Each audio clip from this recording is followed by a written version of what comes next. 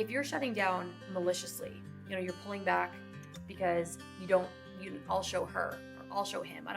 I did a lot of that. You did that a lot. Mm-hmm. That's very purposeful stonewalling. Mm-hmm.